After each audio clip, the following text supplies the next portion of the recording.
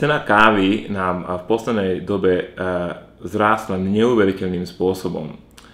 Tomuto bohužiaľ nezabránime, je k tomu viac faktorov. Ak vás to viac zaujíma, tak moje názory som uverejnil na blogu greenplantation.com. Ale možno, že vás zaujíma, ako sa tomu vlastne brániť. No, s mojím asistentom sme začali jeden nový projekt a môžete si ho vyskúšať aj doma. Budete k tomu potrebovať zelené kávové semiačka, veľa šťastia a ešte viac trpezlivosti. O čom vlastne hovorím? Hovorím o založení vlastnej kávovej plantáže. Uvedomujem si, že kávovník u nás nerastie, takže hektárové výnosy neočakávajte. Čo sa týka záhradkárskych projektov, ja som veľmi namotaný na odrody. Ja potrebujem presne vedieť, o akú odrodu ide a veľmi sa rád s nimi hrám. Veľmi mám rád staré odrody, ktoré tu v Amerike volajú heirloom, a čo sa týka rajčín, tam som úplný profesionál v heirloom odrodách.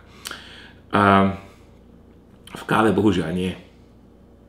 Takže toto zoberieme čiste ako experiment a dúfame to šťastie.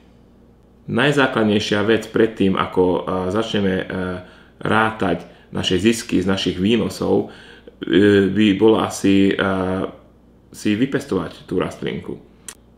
No a vypestovať tú rastlinku zo semena nie je také jednoduché. Kávovník je veľmi háklivá vec a hlavne tie semená, čo vlastne my už dostaneme vo vreciach, sú spracované. Takže to semiačko prešlo s rôznymi procesmi, rôznymi iritáciami a napriek tomu dúfam, že tam bude trošku života. Najideálnejšie semiačko na pestovanie kávy bolo priamo z čerešne. Ja samozrejme čerešne to neviem zohnať, takže som si zobral niekoľko semiačok z mojej kávy, čo tu mám. Včera som už s mojím asistentom začala pracovať na tomto projekte a semiačka sme si dali do takýchto lázní a dúfame v to, že tie semiačka sú živé.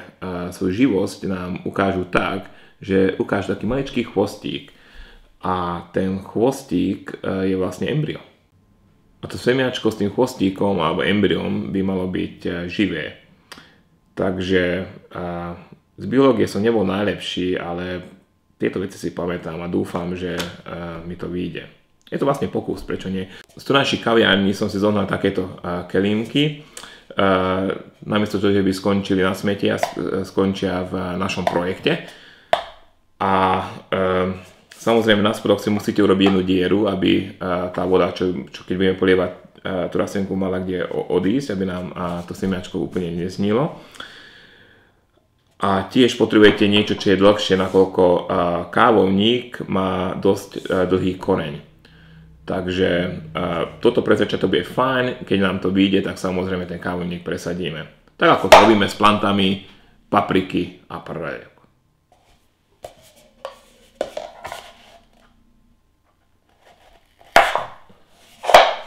Voilà!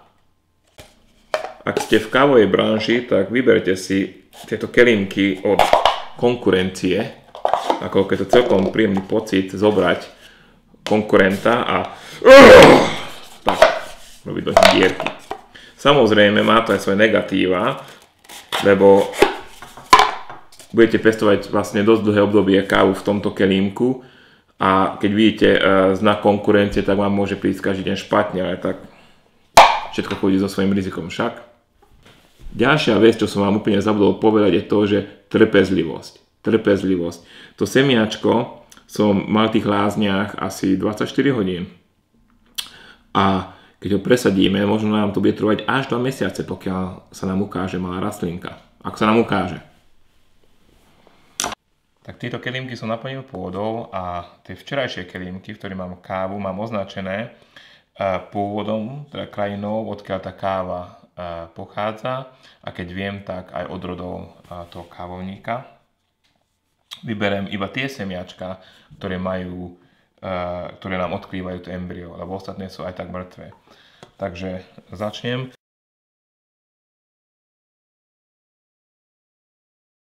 Tak. A Pokiaľ mi možnosť dá, tak zasadím aj 2 semiačka do jedného kelímka s tým, že silnejší vyhráva. To znamená, že keď mi vyjdú 2 rastlinky, tak asi jednu budem musieť odseknúť.